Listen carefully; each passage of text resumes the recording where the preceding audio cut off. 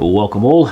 Last week I had a pretty severe go at the Zeapon app, and today I just want to focus on the motor itself and explain my thoughts on what it can do, how good I think it is, and whether there are any sort of features that could improve the motor system itself.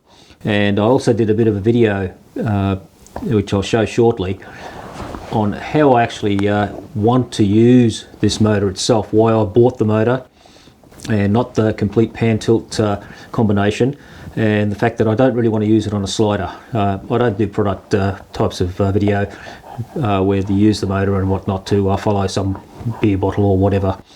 I want to use it outdoors. I want to get some value out of it in that sort of sense, and perhaps something that others haven't contemplated in using this panning motor for, but it might give you some ideas. So before I get into the motor itself and the technical aspects of it, I'll show you the video briefly, and it raises a couple of more points that I want to discuss about the app itself. So I'll play that now, and then I'll talk about the features after the video itself. Okay, this is a very rough demonstration showing how I'd like to use the panning head out in the field. Let's say we're at a car show or somewhere, anywhere for that matter, where I want to have a bit of a narration and walk from outside of a scene or across the various different types of scenes to a particular end point. Let's say that there was just a whole bunch of vehicles at a car show behind me, and I just basically wanted to walk up to a special car like this, and then just continue the discussion with me standing in front of the car, perhaps even with somebody else that I can talk to who will explain about the car and so on. It's just a rough example. You could apply that to any sort of situation, and it allows me to do hands-free stuff so that I can just occasionally take the camera away from the hands, put it on a lightweight tripod, and do something a little bit different. Now, one of the first things I noticed here setting this up was this black screen on the app is absolutely terrible in bright sunlight. I can't sort of see it now with the sun behind me. It's virtually impossible to see anything on the screen, so that again is another bit of a failure with the app itself, that you can't physically see it outside in very bright sunlight. I mean, obviously mobile phone screens aren't super bright, but having a black screen with dark lettering and so forth in it doesn't help one bit. So that's really a very awkward thing out here just to set this up. It took me quite a few goes before I could figure out, well, not figure out, but actually visually see what I was touching and what I was setting. So, but this is just a brief example of how I'd like to be able to use the panning head, not on a slider. That's not my intent. And it just offers a degree of versatility that you can walk away from the camera and have it follow you when you're talking. Bit of setup it required. I had to actually sort of look at the A and B points as to where it's going to be and what speed it's going to pan at, but overall it's not that difficult to set up. And you can't use the hand controller in here. One, you can't see it, and two, you can't really control the speed very effectively because of the way the button works. There's not much movement, and slight changes will vary the speed from slow to fast and whatever.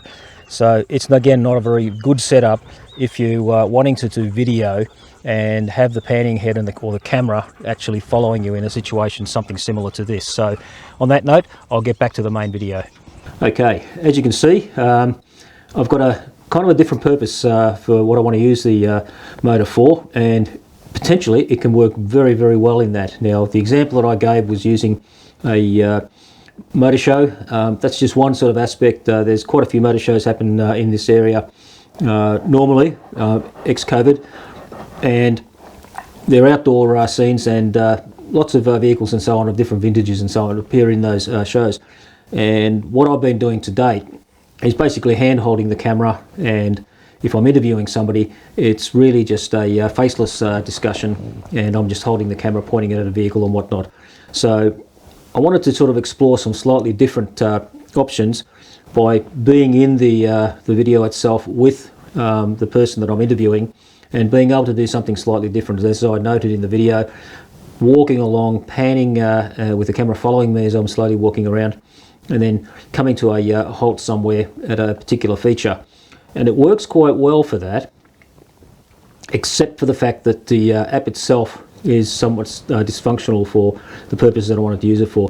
I was quite surprised at how bad it was to actually see the screen in that sort of bright sunlight. Even when I shaded the phone, I was still barely able to see anything. So there's another failure when you look at the way the screens are sometimes implemented with a very dark background and dark lettering. It seems to be the fad with, I think, a lot of young people. They like to have a black screen and whatnot. Sometimes some say it saves power, but the fact is that it's very, very difficult to read. One of the things that I sort of personally hate when I go onto some internet sites is they have a black background and white writing, and I find that terrible to read. I get a headache very quickly. You don't find newspapers and books and magazines where the pages are black with white writing.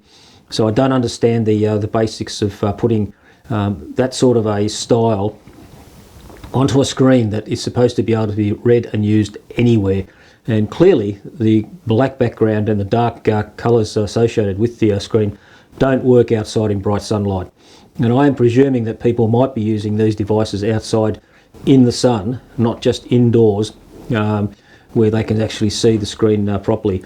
So that's a real bummer as far as I'm concerned. That makes it very difficult to use. And I can use the manual controls, and in fact, given the way the app works, the manual controls are probably just as good as the app itself. I didn't try it, but the other aspect that came out of it is that the motor itself only has 3 speeds, a slow, a medium and a high, and preferably I'd like to be able to have a option of different speeds that you could get with the old app. And especially if I wanted to do something where I was walking into a scene and then stopping and then walking out of the scene, it would be great to be able to actually do that with the app itself. Have the motion control speed set to a certain limit to stop, pause and then continue on. So it's another thing to think about with the app itself. But it worked very well otherwise. I mean, the motor is actually very powerful. It's extremely quiet. It's far quieter than the slider motor, and I think basically it's due to the fact that put the battery in properly. It's due to the fact that this doesn't have the belt and so forth, which obviously increases noise, and the actual structure of the slider that increases some resonance and so on. But this is extremely quiet. If I just turn it, I can feel a vibration, but I can't hear anything as far as noise goes, and I don't know if my microphone is picking anything up at all as far as the noise. So it's a very quiet motor and very smooth indeed. When you change the speed, it has a fast speed, it has a very slow speed, probably see it better that way, and just the intermediate speed itself. So that works well, and the design itself is very robust. It's very typical of what Zeapon makes with their slider products, and I don't think you could have any complaints whatsoever about its construction, and its durability, I would say, would be extremely high. I mean, this is able to hold 50 kilos in this sort of horizontal mode, and the vertical mode I think it's 4 kilos. So that's pretty damn good. I don't know whether the gears inside are all metal. I'm assuming that they might be. There's a fair bit of heft in this, and the fact that it uses MPF batteries is great. The addition of a locking mechanism there is also good, which my slider doesn't have, which is the original one. And it's got also a USB-C port, which can be used to upgrade the firmware and power it. And it's got a little remote control port for cameras that are compatible with this. Now, as in my video pointed out, and as some other commentator there or comment pointed out, they're disappointed that the new motor system is not designed for videographers, and that's quite clear. It's been designed really for photography with all the features that have been brought in with the app. But I think they need to look at it from a videographer's point of view, that this is where this is going to feature quite a lot. People aren't going to be taking time lapses and so forth. They'll be doing studio work, product videos and whatnot, and taking it outdoors. Now you'll notice on this, I've got a Arca Swiss clamp on the top there, This is a Novaflex one that I had from years back, and underneath I've got an Arca Swiss plate on a bit of a riser. Now, that was the sort of the first operational issue that I came across with this motor, is that how am I going to connect things to it so that I can easily and quickly place my camera gear on it. I use Arca Swiss with everything. It's on my Pocket 4K, it's on my tripod, it's on this little tripod itself. It's such a versatile system for adapting anything that you want to take on and off and whatnot. So I've actually connected this to my tripod itself, and I didn't bring the device or the little adapter with me, but it's basically, my tripod will take a replaceable base on it, so I can take the fluid head off and so forth and just place an Arca Swiss plate on top. It lightens the tripod up tremendously, and it doesn't have the flexibility of moving the head about, but I can still adjust the level and so forth with the tripod legs and the bubble level, so that's fine. But I had to actually invert the motor, so normally it would be sitting like this on a tripod or whatnot, and people would screw a fluid head into the retractable thread that's in there, and or the clamp would go into there for the pan and tilt head, and then this base would actually screw onto the base of a tripod head or a monopod head or whatever. But the problem I had was if I tried to screw the Novaflex Arca Swiss clamp onto the bottom half, it would sit off at a funny angle, and that was kind of stupid. I wanted to be able to align the plates up properly, so I had to actually put the Arca Swiss clamp on the underside, which is where the actual rotation occurs. So when this is locked in place, only this head will turn. And in fact, in this instance, it's actually a good thing, because if I'm doing this, controlling the thing manually, then if I had it the other way around, I'd have to sort of follow this thing with my hand, because the base or the motor itself would be moving rather than the head at the top. So that was a better way for me to position this regardless. But the problem is that I had to do some do-it-yourself stuff again to get that to fit. I had to get a 3/8 bolt, cut it down, and then measure it to make sure it just fitted in right, screw it on tightly onto the clamp, and then screw it into the base. So it didn't matter which way it pointed, because I was able to move the motor around. So that would always be sort of positioned where I wanted to for a starting point. So ideally what you'd have is the Arca Swiss base in the bottom would be facing in that particular direction that I've got now. That's my choice. And then you'd have the same thing happening with the head itself, that you'd have that lined up properly. Now, what it should have done, what should be happening, or ideally happening here, is that there should be a zero position, so that you could actually press the on-off button 3 times or whatever it is, and everything would line up so that they would be in a particular starting point, because that would be good when you put this onto a tripod. Let's imagine that that is a full-size tripod. Then when you went to put the camera on, you'd be able to position the camera pointing in the known direction each time. That would be ideal, because that's how you use tripods with fluid heads, and that you always have it pretty much in a particular direction as a starting point. So it's not a major problem, but it's just basically sort of a little nicety that I was thinking of, that it would be good if you could do that when you finished using the motor, you could just do a triple click or a quadruple click or whatever, and everything would just go back into a zero position. Now, with the actual attachments that I've had to put in here with the mounts, it would have been nice perhaps if the accessory mount that goes into there for the pan tilt tail, the tilt head, if they made something that could slide in there, lock in, and then come forward, so that you could either have it with an Arca Swiss plate naturally on it, or some holes so that you could put an Arca Swiss clamp on it, so that you could actually put it on there, put the plate or the clamp, and you'd have that already ready-made. So that could be just an accessory they could make, and I think it'd be very useful, because then it'll take away some of the jury rigging required if you want to do what I've done. So that's a little bit of a point. The other point is, on the other side, there's a hole, 3/8 hole to put screw things into, and then the 4 points which take the actual head, if you have the panning or the tilt head, it bolts onto a little adapter. That little adapter would be also nice if you could use that and screw a Arca Swiss plate onto it, and then screw the adapter plate onto the base of the motor head itself.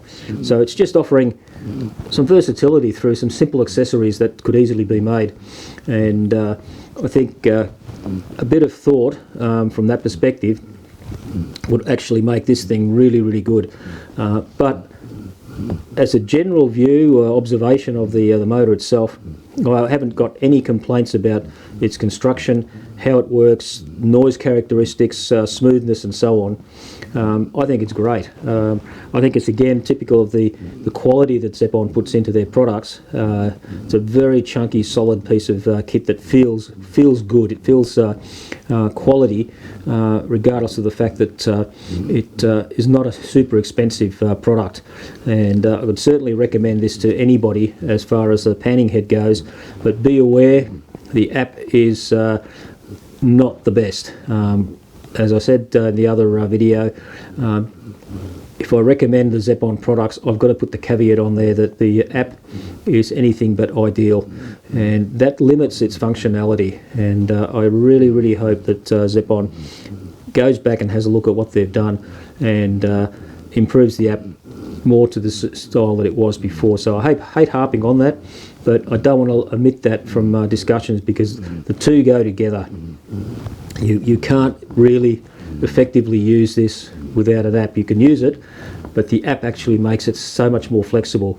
And at the moment, the app is sort of deficient in the ability to do things. And certainly noticing out in the sunlight, in the Australian sun, you can't see the damn thing, and that's really a negative. But there's not much else I've got to say about the motor itself. I think I'm happy that I've got it. The one thing that I guess I forgot to note is that because I've now got the motor upside down, on the app itself, the controls now you have to set it in the reverse order. So if you wanted to pan from left to right, you've got to actually set the points right to left, because it goes upside down. The app itself doesn't seem to recognise the fact that you've got it upside down. There's no control there to say, look, reverse your operations, because you've now inverted the app. So like a lot of people might be wanting to use it, as Zeapon demonstrates, you can use it as a motorised lazy Susan. But if you want it to sort of rotate in particular directions back and forth, you've got to do it in reverse order with the app itself, because there's no way of telling it that you've changed the actual positioning, and the dog is nervous, positioning of the motor itself.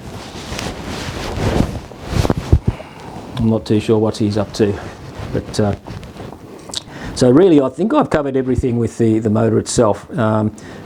I think it's great, very flexible. The size is great because you can use it on large and small devices. It's got a great capacity, very smooth operation, very quiet operation, and I've been using the one battery with it in all my tests, and it's a 550 MPF, and it just doesn't seem to run out of power at all. So I don't know how long it will run, but it certainly goes for quite some time.